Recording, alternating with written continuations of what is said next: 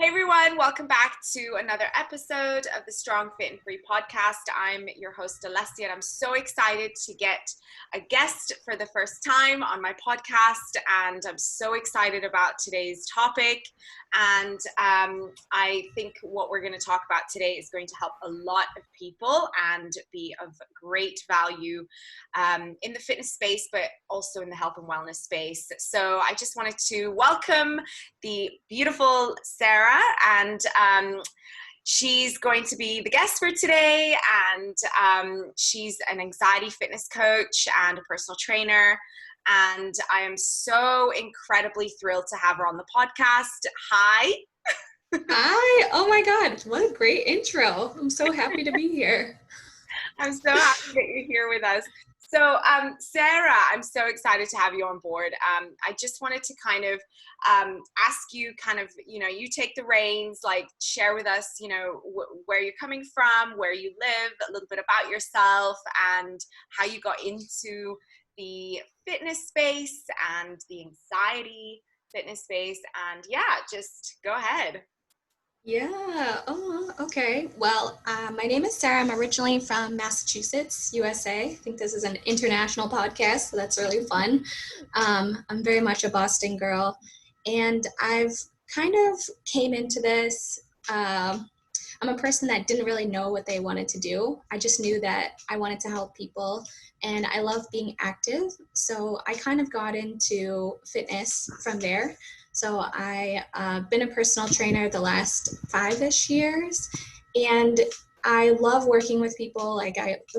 Mainly what I love working with people is talking with people and really helping people from the inside out, because I think, and I'm sure you agree, that kind of helping someone with their mind is what's going to help their body the most in the long run. It's not just like a 3-month diet, a 3-month exercise regime. Like, it's your life.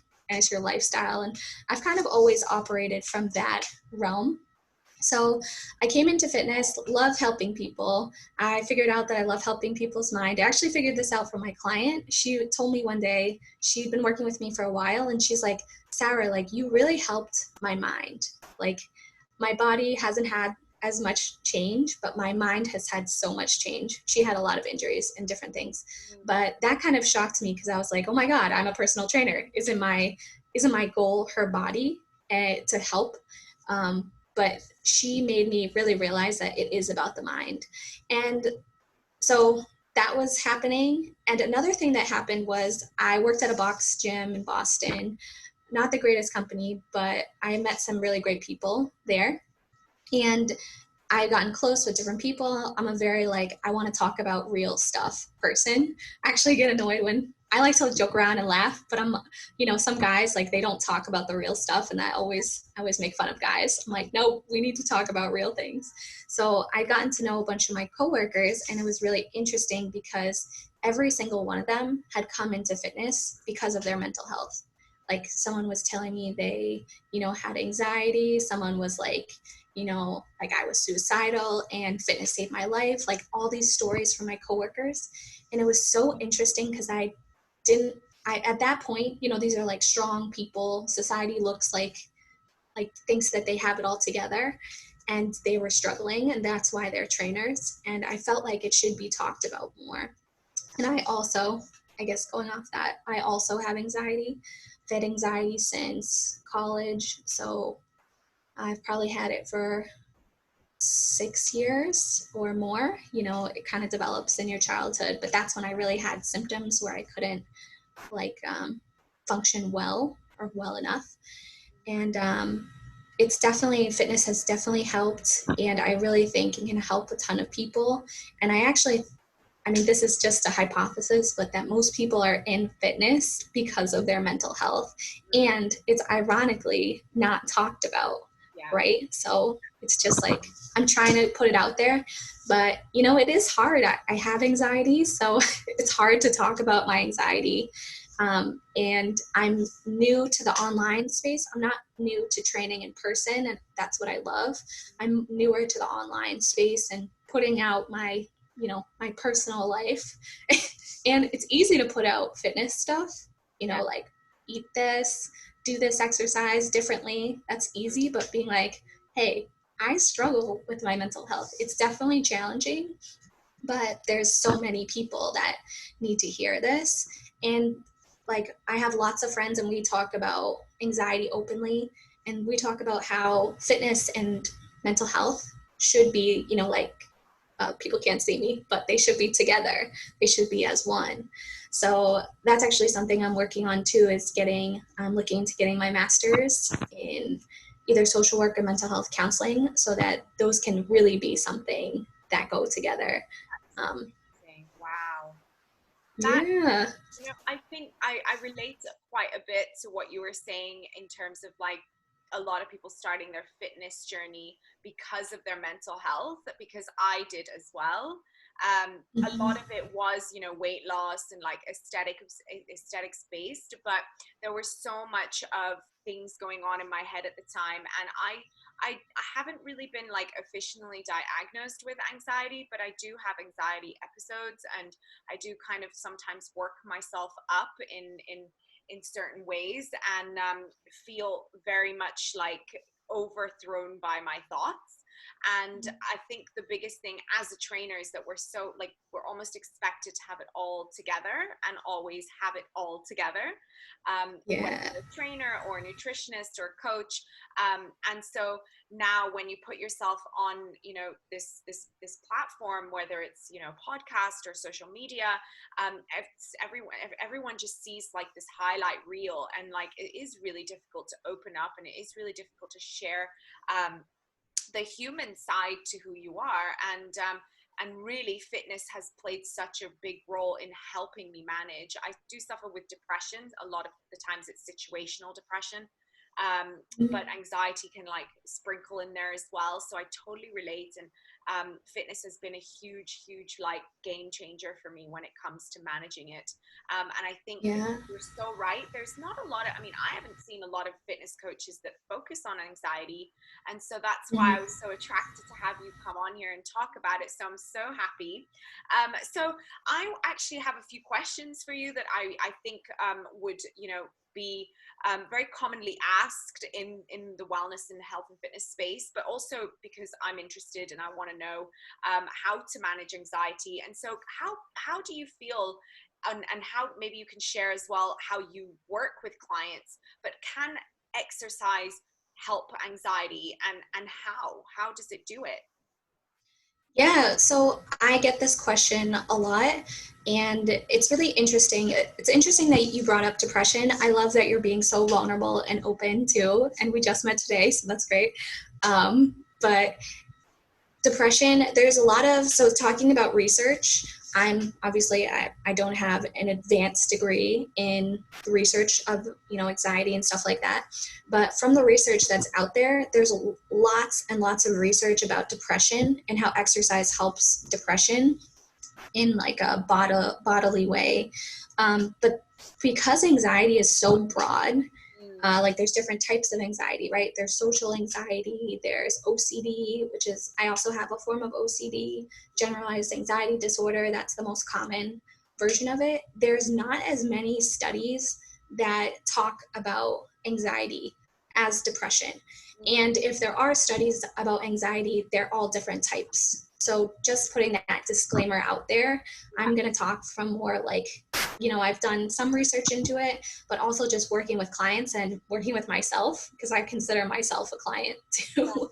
um, Yeah. but Go ahead.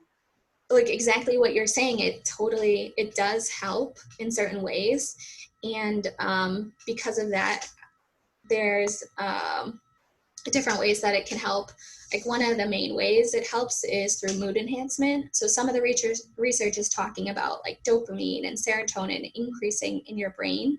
And this can be shown when you feel better, like you do a run or you do your weights and you actually feel better. I'm sure, have you experienced that too?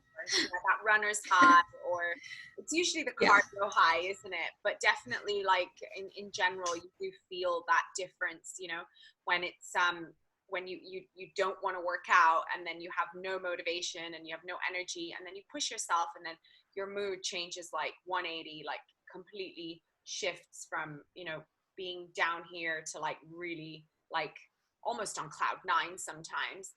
So Yeah. I'm curious actually on what kind of, I mean, what kind of like anxiety do you come across the most when it comes to, you know, working with clients, and what kind of things do you do to help your clients like move through like this anxiety that they have, and, you know, take up exercise? Right, definitely. So I have this belief, and maybe you do or you don't, that everyone has a bit of anxiety. And I think this quarantine and this pandemic has definitely shown that everyone is struggling on some ways. And I'm a very like open, honest person. So I've had a lot of clients tell me either that they're diagnosed or they're stressing about specific things. So it's kind of hard to say what type of anxiety, and Yeah, again there's many yeah, different types. And actually some people like they choose not to share, you know, they just like you, like they're people that haven't been diagnosed or they are not comfortable sharing, but yeah, it's kind of like this known thing in the background. Because when you're dealing with like body image, I also think there's this kind of anxiety about how we feel about ourselves, like we feel oh my god, less than. so true, yes, so Just true. So it's almost like life truths. everyone has like a bit of some type of anxiety or anxious thoughts. So would you actually separate like the anxiety and anxious thoughts, or would you kind of put them together? Well, I believe in showing up for whatever my client needs. So it's holding space. Like some people, they come in and say they're complaining, like they're, you know, they're like, oh, this is really hard. This is I have a lot of people that are like, I'm so sorry for complaining. You know, like I wish I and it's a safe space. Like you can feel how you want to feel. You don't have to come in and like working out and be happy. Like people are just able to be who they are. And I believe, you know, fitness is a great space for that. Just be yourself. And, you know, if you're pissed off, you can be pissed off and you can tell, man, I just had a Boston accent for a second. I've never met um, anyone from Boston actually. It's really cool. well, it's funny because most people aren't from Boston, and I'm not from Boston. I'm from Oh, outside of the city, wow. but you say you're from Boston. Um, So I'm, yeah, yeah, go ahead. No, I was gonna say that I was just gonna say that, you know, a lot of people feel when they first come into like fitness and they first start exercising or just starting their fitness journey, they feel like they have to show up in a certain way for their trainer. I don't know if this is something that you feel as well. yeah, But, like I get a lot of the, you know, the clients that they're afraid of being just being. They're afraid of being who they are. mm-hmm. They're afraid of not enjoying something, and they feel like they have to enjoy a certain type of exercise. And so that's amazing that, you know, you're talking about this holding space and just allowing people to just show up and be who they are, and if they hate it, they hate it, and if they're not comfortable, they're not comfortable. It's okay to feel like that. Yeah, And I think that that could actually take away a lot of that pre-workout anxiety that they possibly might have, yeah. because they can be themselves, right? That's Well, yeah, I totally agree. And I'm just sharing. So I've worked with probably, I think, 3 different coaches. And I mean, I think every coach should work with coaches, just learning different things and holding. Yeah, I definitely agree too. But was very anxious, you know, when I was training with some of my trainers. And I didn't feel like I had the space, or, you know, there wasn't like an obvious, let me tell you about my anxiety. It came to that point because it was affecting my training. Like I wasn't sleeping very well. That's one of my main symptoms. And so I eventually like told my trainers and like, hey, I have anxiety and this is affecting me. So my model is more like we both know that I'm the anxiety training coach so that you can come to me with anxiety and I won't judge you. But when we're talking about like someone with diagnosed or undiagnosed anxiety, the training is the same. Does that make sense? Yeah, no, it totally makes sense. I think Yeah. that it does. Yeah, it's just I feel like it's just one of these things that it can be quite complicated. Obviously, like you said, there's just so many different types of anxiety and different things that can affect, you know, someone. But I think that mental game that we can play, and overall, I think that we need to, as coaches, we need to be able to just allow people to make sense of their feelings. And if they come to us and, even if you're, a listener and you're right now and you hire a coach or you hire a personal trainer and they're not able to listen to you and they're not able to understand that, your anxiety will affect you in different ways outside of this training session. And, maybe you won't have that energy on that day, or maybe you're not going to be in the right headspace. It's not always just like black and white, or like this, you've got to follow this program on this day. And it's like, we've got to kind of work with the people. And that's what that's how I like to work with people anyway. And I think that's what you're doing as well. So I'm curious, actually. I mean, do you ever wonder like why you're anxious? And do you ever have people that ask you, like your clients, like, why am I anxious? And will it ever go away? Yeah, definitely. So, I mean, because of the pandemic, I was very surprised to see many men reach out to me, because I thought there is a stigma, especially around men having mental illness, but lots of people have slid into my DMs. You know what I mean? I know. but they're asking me questions like, they're asking me, quote unquote, is this symptom anxiety? Wow. And yeah, so it's really interesting because there's not, it's a stigmatized thing, not as much as it had been in the past, but there's different symptoms to anxiety and everybody's different.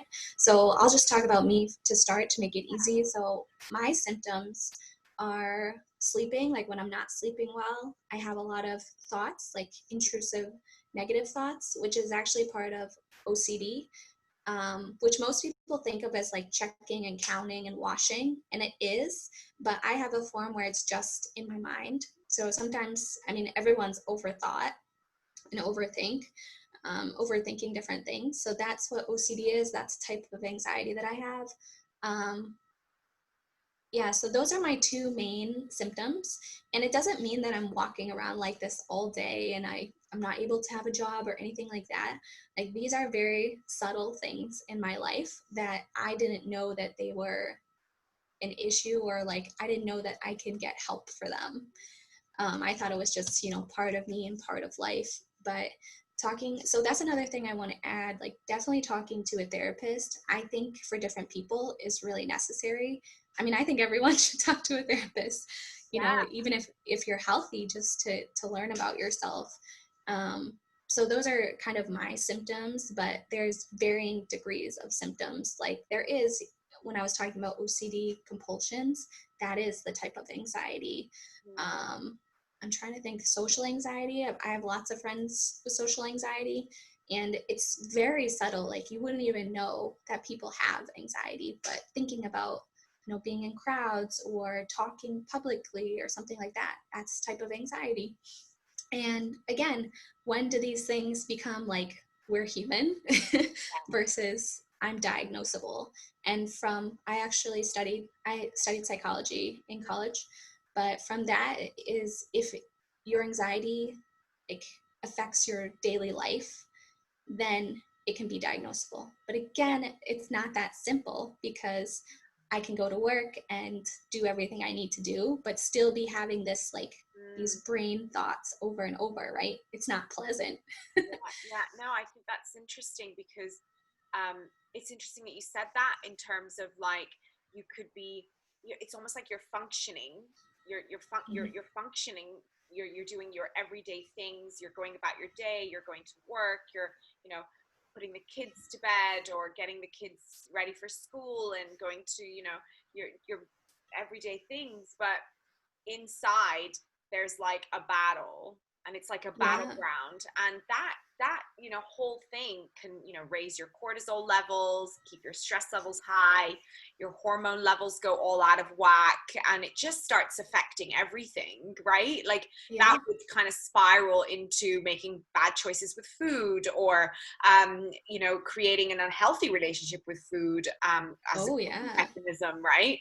And I can definitely attest to having this issue as well with food, and how it can affect like the stress and the anxiety will emotional eating, right? That's one of the Oh, biggest yeah. ones, right? For me, I really struggle with that. But not only that, I think that, so it's just interesting to see that, you know, so many people are kind of like almost suffering in silence, Mm-hmm. and kind of walking around like functioning, but in reality they're falling apart inside, and it's Yes. a big problem. And I think it is complicated, and obviously as coaches, and we're not therapists and we're not qualified to go, you know, super deep with things, but I do agree that, you know, it's great to start with therapy. And I'm not going to shy away from sharing that I have a therapist, and I work with a counselor, which is more of a counselor, but you know, I started seeing a therapist many years ago,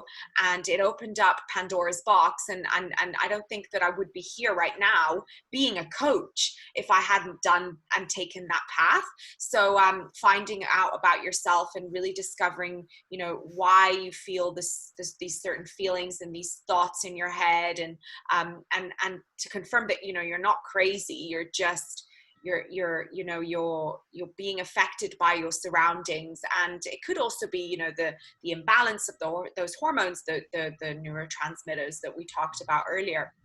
But now I'm Yeah. going off on a tangent, but I do think that it's just so important to, you know, get this awareness, because people are probably afraid to even talk about it. Is that Oh, what yeah. do you find that a lot of your clients are kind of afraid to kind of share about their anxiety, to even admit that they have something going on?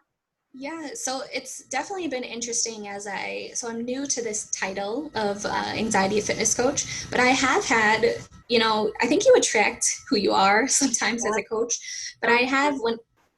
when I was working in person, I had a couple of people that said just point blank, like, I have anxiety and I want to use fitness to get off medication. I mean, that's a whole nother Yeah. topic, right? So, uh, anxiety as a substitute for medication, I would say there's definitely not enough research out there. Of Mm, course, I think it helps, and that's not used enough. But I do, you know, I've had people talk about their anxiety, or because I am diagnosed with anxiety, I know what it is. So someone might be talking to me and using words that I know that it's anxiety, even if they don't, you yeah, know. yeah, And that's stigmatizing in itself to tell somebody that they're anxious, you know. yeah, I would never, you know, even if someone is anxious and I'm anxious, there's nothing wrong with it. I wouldn't, it can make people feel bad, is my yeah, point. for sure. But, you know, I loved what you were saying about food, because I've definitely struggled with binge eating as a way of being anxious. And that's really interesting too, because it can also go the opposite way. You're right. Like, it can go into over exercising. And that actually happened to me. At first, I was so anxious and I was overeating to deal with it. And then I was over exercising and overdid it so much that I broke my ankle. Awful. Wow. Yeah. Oh my Yeah. goodness. That's really crazy. Yeah, but it is a lesson, right? Because I wasn't dealing with my mental health and I was trying to put it into these other outlets, which is, you know, like society, it kind of tells you to do that. It's like, you're not happy, buy this thing. You're not happy, lose 10 pounds. But like, when you find out that you lose the weight and you're not happy, Yeah. you know, there's more to it. Yeah. Yeah. I mean, So it's so true. That sucks about your ankle. That just, it's almost like a wake up call. I always feel like the body follows what the mind feel, oh, I like love that. what's going on in the mind, you know. And even though it's horrible, I feel like sometimes our body gives us these like wake up calls, in Mm, terms of like symptoms, or like for me it was IBS. Like I struggled with IBS for most mm, of my life, and it got to the worst point with my symptoms when I was in my corporate job, which I absolutely hated. And it was like I was under so much stress. I was in an unhappy relationship, and it was affecting my mental health, and it was affecting how I was, you know, behaving on a day-to-day basis. I was always like, it was always like this roller coaster of emotions. And my IBS at that time was at an all-time high. Like all the symptoms were really strong and heavy.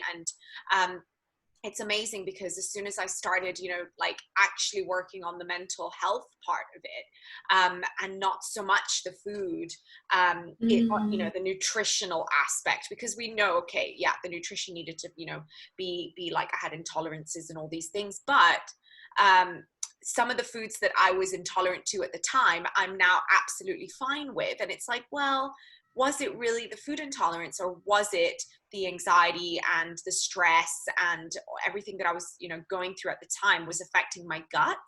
And so Yes. I do think that, the body is kind of like showing up, all these symptoms and feelings and sensations, sometimes they can manifest in the body, from Right. what's going on in the mind.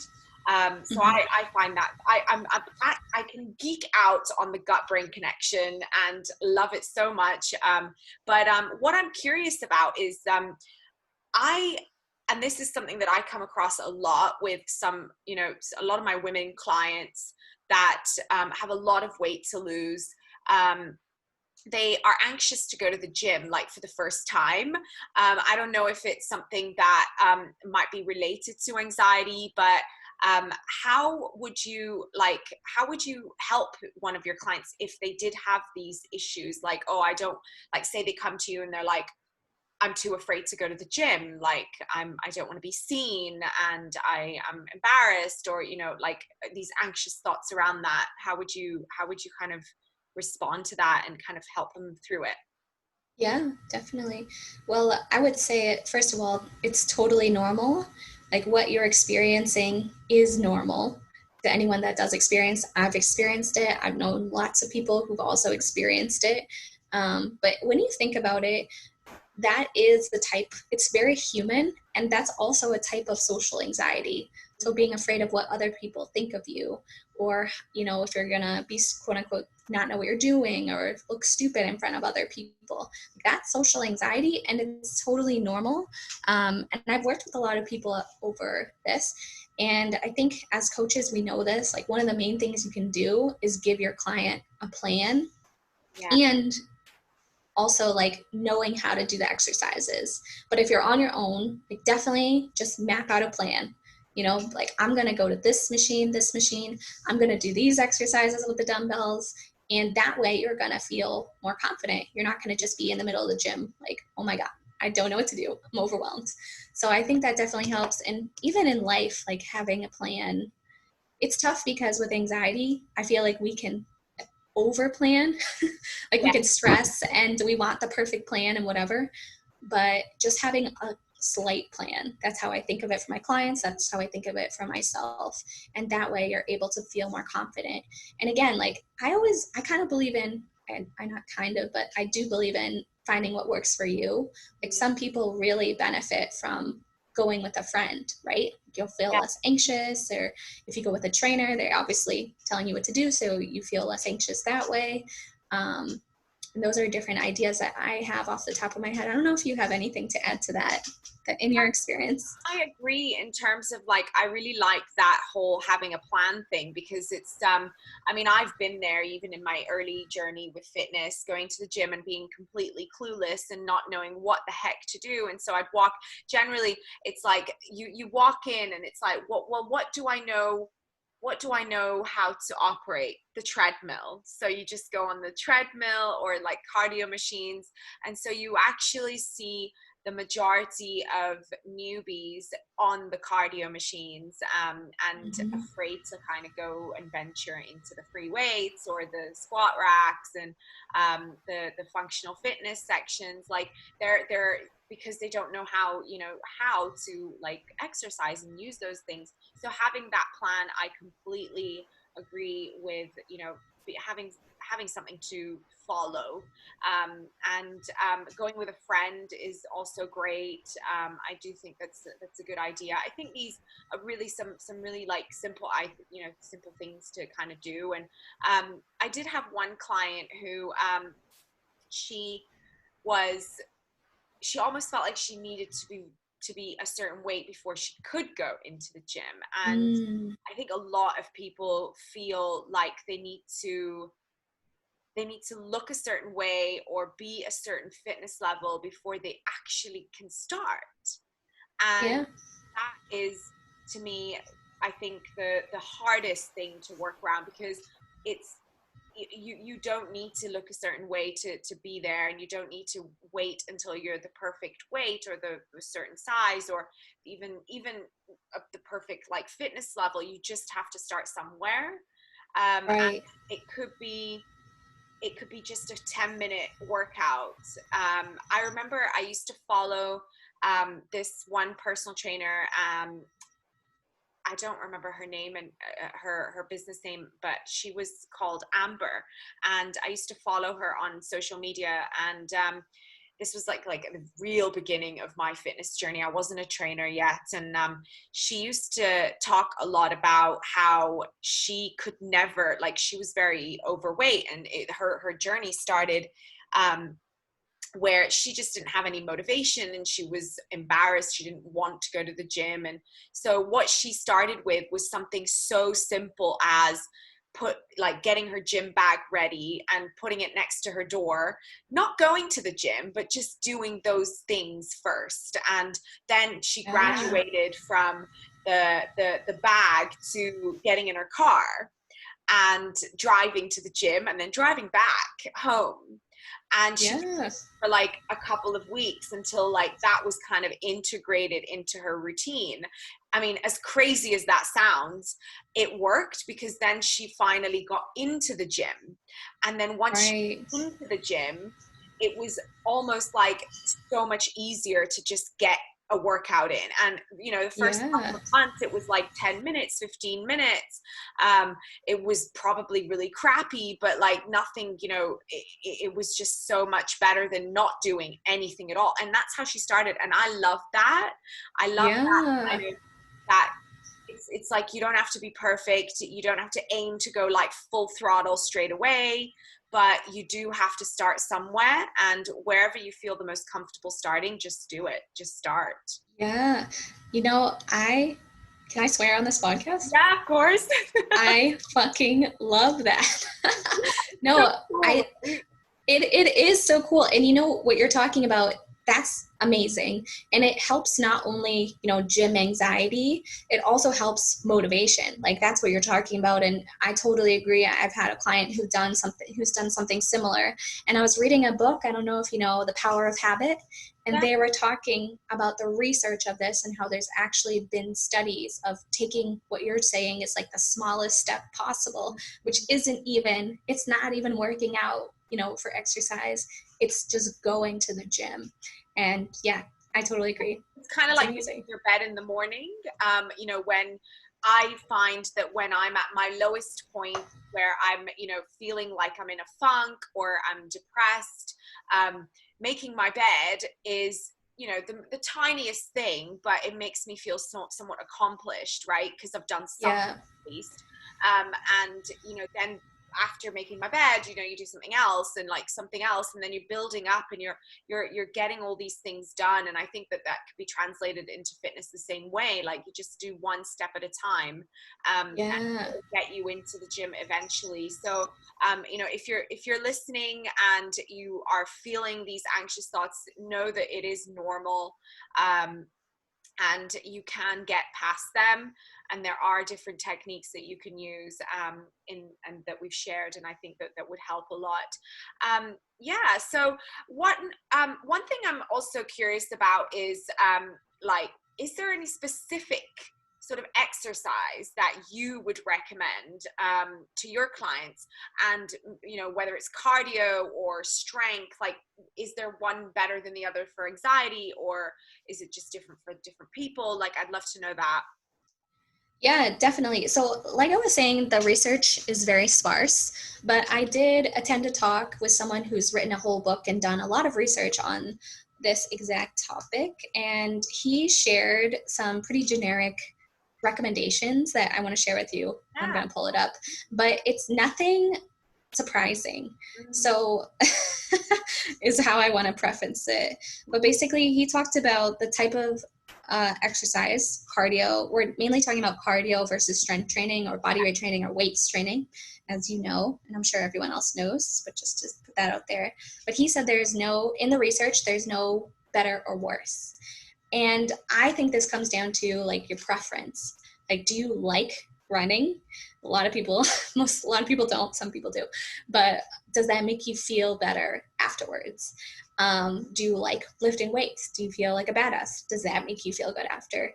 I do want to preface this with saying, I was talking to one of my clients about this. If you're not used to exercising and like you hate exercising, you might not feel happy either way at first. But this is more talking about like over time. If you're doing more cardio over time, you can have less anxiety. If you're doing strength over time, you can have less anxiety. And I think we both agree that you need to lift weights to kind of build muscle and, do all the good things with your body and make sure you're safe from injury. But when it comes to anxiety, like say you have really severe anxiety, and I was talking to someone about this, and you can't get yourself into the gym, you can't get yourself to do a body weight workout, like go for a walk. And maybe it's what we're talking about, the last question, like just put your sneakers on, lay up your laces. But that just movement, there's this quote from Brene Brown. I don't remember it exactly, but she was talking about how we store anxiety. She's great. We store anxiety in our body. So moving, like literally moving your body releases that energy. So that's definitely something to take into account. But let me just look really quick. So he was also talking about 3 to 4 times per week for the frequency is pretty good, which is, generic. And then also moderate frequency. And so those are pretty generic, and it depends on the person. Like just because you have anxiety, it doesn't mean you can't work out 5 times a week. Doesn't mean you can't work out 2 times a week. This is just what the research shows. And again, we need more research. But it was something really interesting that he talked about. He also looked at studies for depression. And this was really interesting because it came out with strength or cardio. It's the same, 3 to 4 times a week, which is the same. But it talked about 20 to 30 minute HIIT activity was good for people with depression.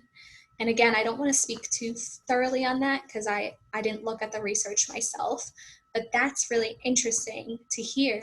And he was talking about how it lets out more endorphins and it's just better for people with depression. Yeah, so really interesting. I wouldn't say that I'm a huge fan of like a lot of HIIT training. I do think that it has its place, but a lot of people overdo it, especially like general population just overdo the HIIT, high intensity, and burn out or get injured. But that is really interesting because true HIIT is not very long, and I think there's a lot of misconceptions about what really is HIIT, like high intensity interval training. Like some people do 40 minutes or 45 minutes, which is generally not really, it's more like circuit training, whereas HIIT is like really, really intense, but like for a very short period of time. That's very, very interesting. And I'm probably going to kind of look into that because obviously I'm very interested with the depression side of things. I remember when I first got into fitness, I used to be obsessed with home workouts, like DVD workouts.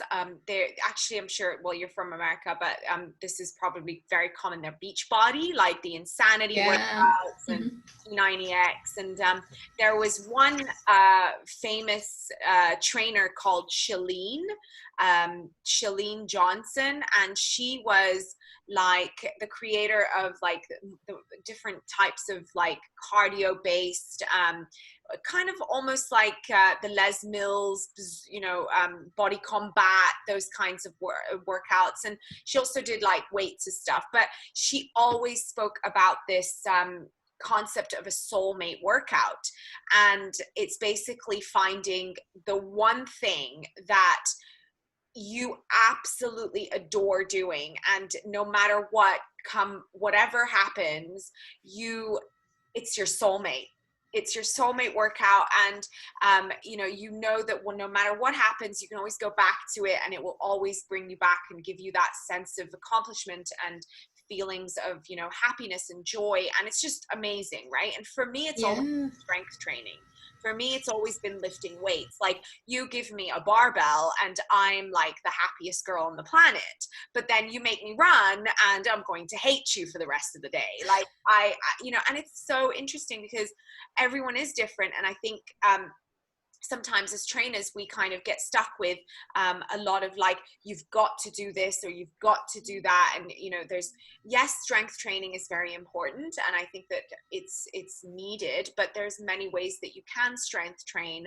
You can use bands, you can use barbells, dumbbells, body weight, there's just and obviously machines in the gym, so there are ways.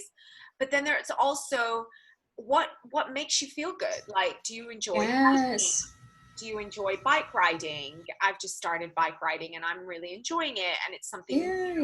it's fun. And like, I think sometimes us trainers, I don't know, this is me, but like, I notice, especially with social media, there's a lot of like cookie cutter, and like fitness is just one way. You've got to lift Yeah. a certain way, and you have to strength train and lift heavy and hypertrophy and this and that, and it's like, well, how about we just move, right? How about Yeah. we just start moving in any way, shape, or form? And that, I think, is what's missing, and what I like to kind of educate my clients on as well, is Yeah. just kind of start moving and finding what you love and what you enjoy. And it could be cardio, and it could be strength, or it could be walking. So simple, right? Just walking. Right. Yeah, that is such a great point. I totally believe the same thing. Like, go and find something that you love, because you're more likely to do it for long periods of time. And it's really interesting to think about. In my background, in high school, I played sports. I was always tomboy, whatever you call it. And like, I play soccer. That's like my love, and I love it, So it's interesting to talk to people who have never worked out, do not have that type of background. And I have clients that kind of say, like, I hate working out, like they don't find it fun. I hate So going to the gym. yeah, Right? which is Yeah. understandable. Mm-hmm. It's understandable. But finding, like you're saying, finding what you love, something that you can fall back on and enjoy. Like, it's easier to get to the end goal of the process if you're having fun. And I think that's totally your point. Yeah. I agree. Yeah, I think Definitely. also with this, going back to kind of that point of social media, the fitness space on social media is very much focused on building that bodybuilding style physique, or having that perfect butt, building the glutes and like the tiny waist and, sculpted muscles. While that is absolutely amazing and there's absolutely nothing wrong with that, I think that it can be very intimidating for a lot of newbies, and even just people that do have anxiety, and they look and it's like, well, is this what represents fitness?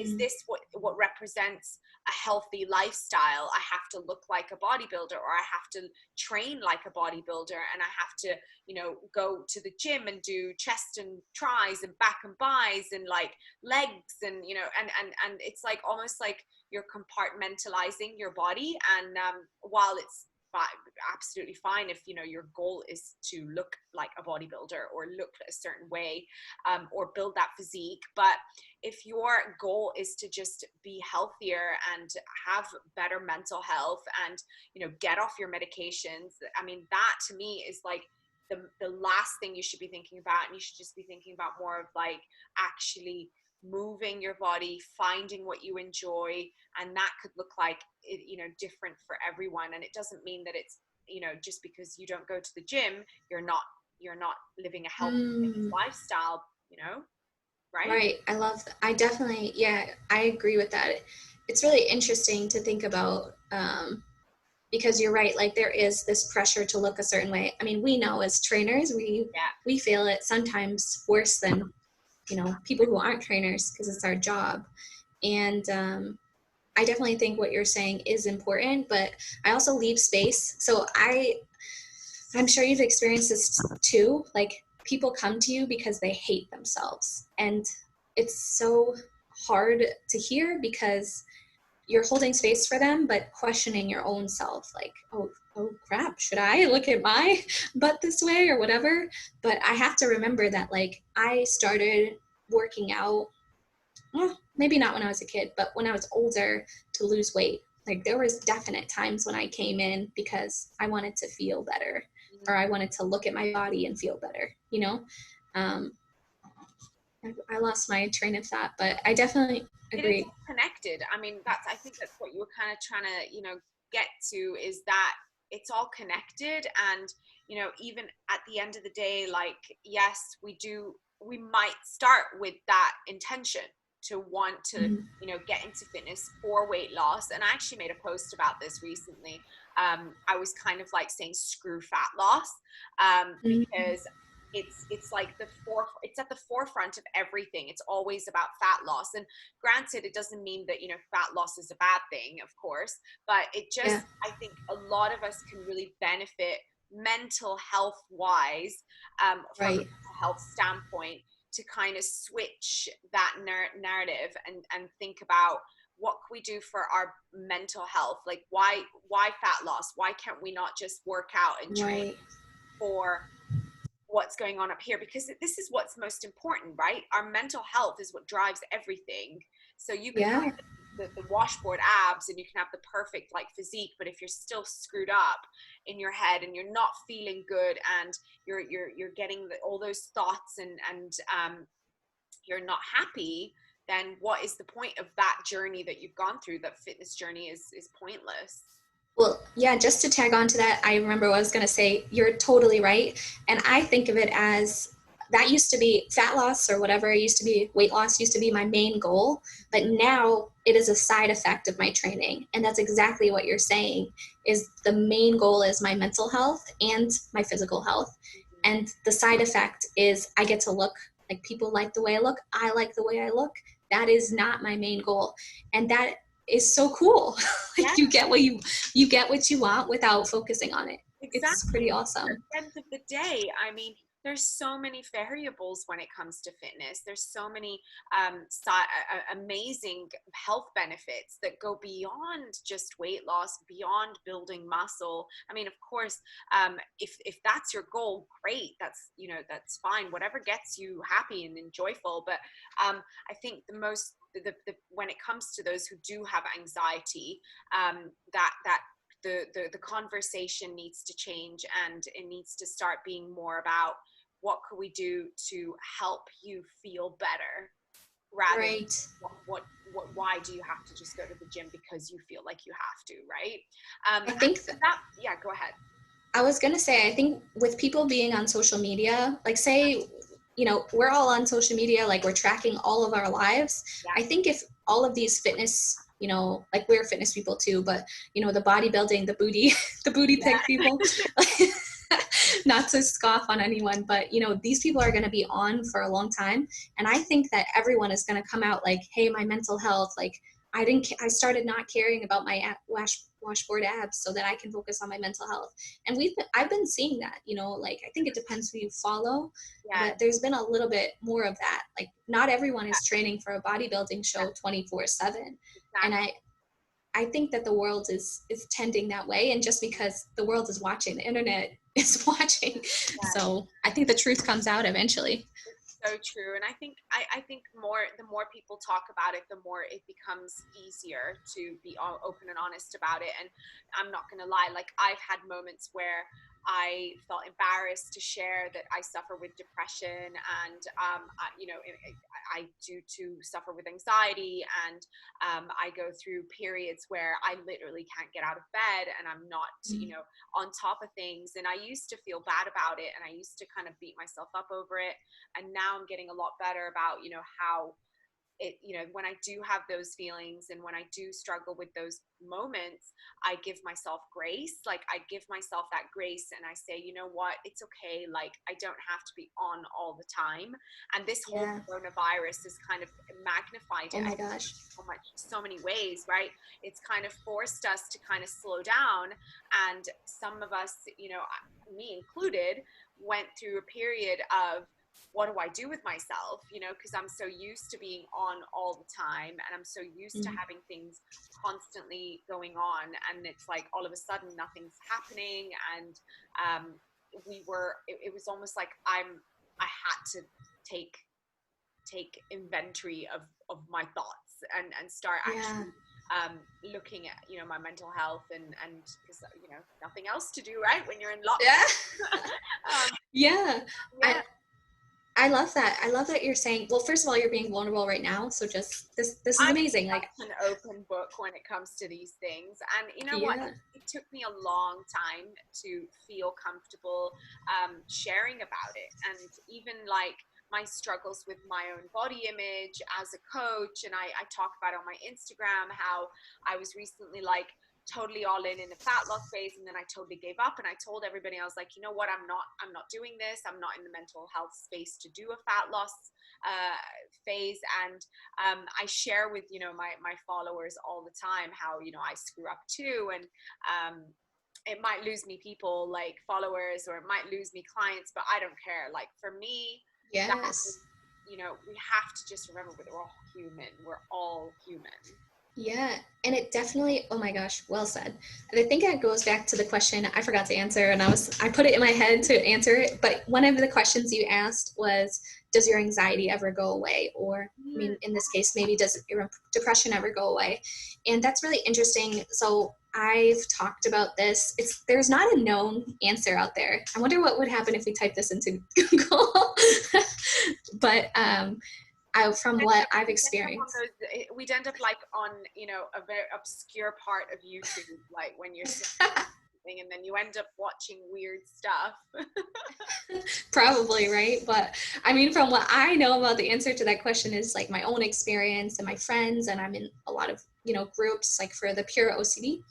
So what people talk about there is some people, like, people think it's over, or they think they've gone through something rough, and it'll come back like randomly. I mean, maybe not randomly right now because of the quarantine. I think that totally makes sense. But I've come to the conclusion that this is part of me, and I struggle with this. Is this a good way of thinking about it? You know, and I do think there's so many helpful things about anxiety. Yes, it gets in my way. Yes, it keeps me from doing stuff. It makes things harder sometimes, but it does make me a better coach. Like, it makes me a better person because I have this understanding of it, and it helps me treat my clients better because I'm like, okay, well, they're probably going through anxiety too. And I think you probably have that as well. So it is interesting. Yeah. But again, like, some people say, don't be defined by your anxiety, right? Like, there's that other perspective, like, don't even acknowledge that you have anxiety. I mean, of course, I don't think the answer is yes, you know, relate to your anxiety, be the anxiety warrior, versus pretend you don't have anxiety at all. I think it's not either or. It's probably something in the middle. And it comes with experience. I mean, maybe in 10 years, my answer will be different. Yeah.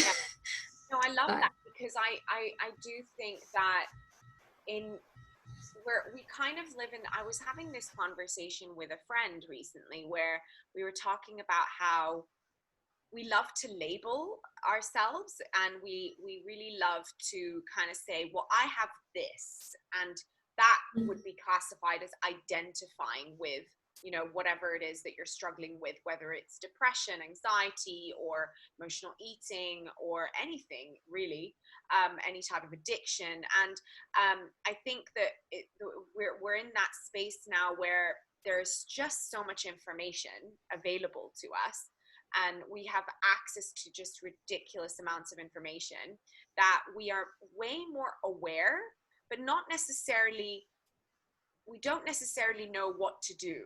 We are aware of what's wrong or our issues, but we are we're almost like in a place where, because there's so much information out there, and it could be conflicting as well, and so many options of different ways that you could treat it, or different ways that you can manage it. And it could, I mean, that in itself could be anxiety, like being anxious about, well, what path do I take, you know, like, okay, so I have anxiety, but how do I fix it? Okay, well, I could do this, or I could, you know, oh my God, there's like 10 different types of workouts. And then there's like all these diets Oh yeah. I can do. And, or there's like 20 gyms in my city. Like, which one should I pick? And like, this is just like a very simplified example, but it could be like that anxiety of overload of information and not knowing what to do. So you just kind of feel stuck. Yeah. Now I'm going off on another tangent, but I kind of wanted to kind of make a point about how we have to remember that, yes, we are not our thoughts and we are not our issues, but accepting that we are, like, it's part of who we are, and not necessarily something that we need to fix, but rather integrate into who we are, and almost like, because we compartmentalize our lives in so many ways, we need to kind of reintegrate all the parts of who we are and feel almost whole in a sense, right? And so that anxiety that is who we are, if we bring it in and we integrate it into who we are, now we no longer feel like we are the victim. Does that make sense? We are no longer victim to the anxiety, but we're now kind of like taking control and ownership, because it's like, okay, well, this is who I am. How can I use this to my advantage? And how can I better manage it so it doesn't take over my life in a negative way? And even if it does, how can I go back? How can I, rewind and bring myself back to balance? Right. So a couple of thoughts. I love what you're saying. A couple of thoughts on this are, so if someone has a broken leg, if they just pretend that they're, this is an extreme example. If they just pretend that they don't have the broken leg, they don't get help for it, that's totally detrimental, right? Yeah. So there has to be, like what you're saying, like owning some part of, well, this is happening to my brain. And there was something I wanted to say. So I have talked, I think briefly about, I have something called pure OCD, and I have like recurring thoughts, like intrusive thoughts, right? So there is different ways. Again, I'm not a professional, I don't have an advanced degree, but there's different ways if you do have these thoughts that you don't want to have, they're not connected to your, they don't feel connected to you.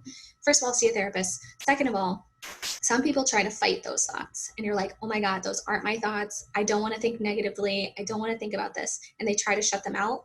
It doesn't work. I'm sure, like, this is human, right? Yeah. But when you just say like, okay, I've had that thought, it's okay. Like, let the thought come in. It sounds so easy, but if you've had like this disorder that I've had, it can be a huge process of, all right, well, I've had this thought, it's really outrageous, it's repetitive, I don't want to have it, but allowing that thought to come in, and then that way you're not like forcing yourself against something and it not working.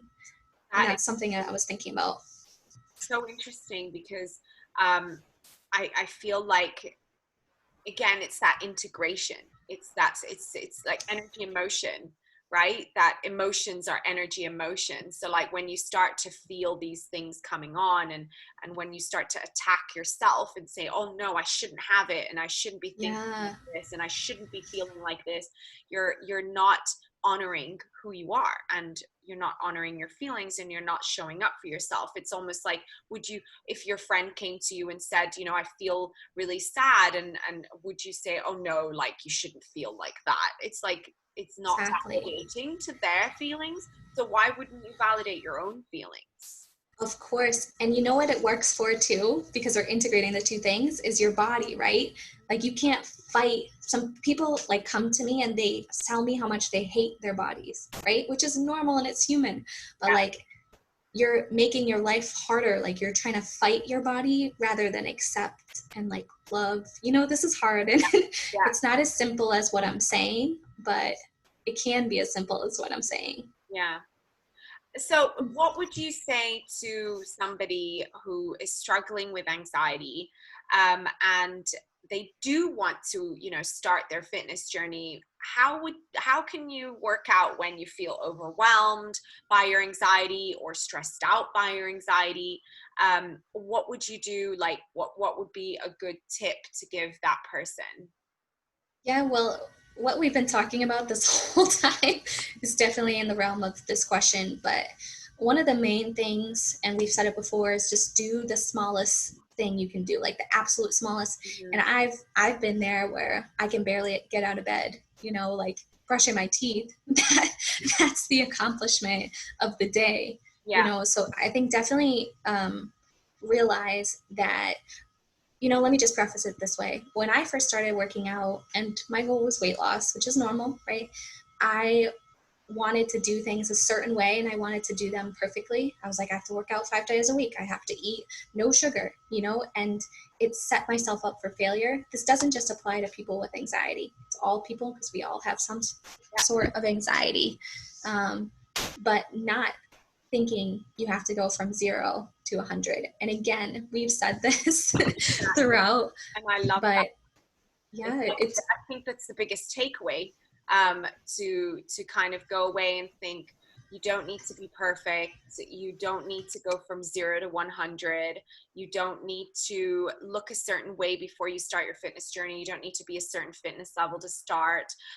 It really is about just putting one foot in front of the other and just doing something, and something small. It could be the tiniest thing, but that action that alleviates anxiety. Action alleviates anxiety, right? Yes. It's so interesting too. I just want to say this on the flip side, like where you and I'm sure you've been working out for years and it's been part of your life. Like same for me, taking breaks now. Like I took a break last week, practically taking a break this week. Like I think there's this pressure that we have to keep like every single, no breaks, whatever. No, like this isn't just for 3 months. Like this is our lives. We cannot work out. We cannot eat perfectly. Like, and we will not eat perfectly. We will not work out, and I think that should be more normalized.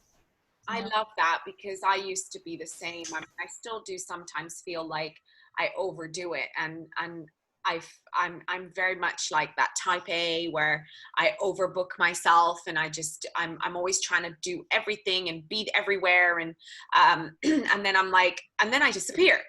I disappear. And then everyone's, well, where's Alessia gone? Oh yeah, the cave, where she disappeared for a few weeks. But I think that's so important, to take breaks, to know that it's okay. You don't have to be always on. I sometimes get questions like, well, what happens if like I go on vacation, and or what happens if like I'm sick? And it's like, well, you're sick, you just get better. Like you just self a break, just relax, and like don't think that you always need to be on 24/7, not missing one workout and not missing anything. Like that's why I really like the concept of deload weeks, and just kind of taking time off and doing something else that isn't related. Like I go through phases. In fact, during this lockdown, I didn't have a whole lot of equipment at home, and I bought a TRX, and I really enjoyed the kind of shift from like lifting really heavy,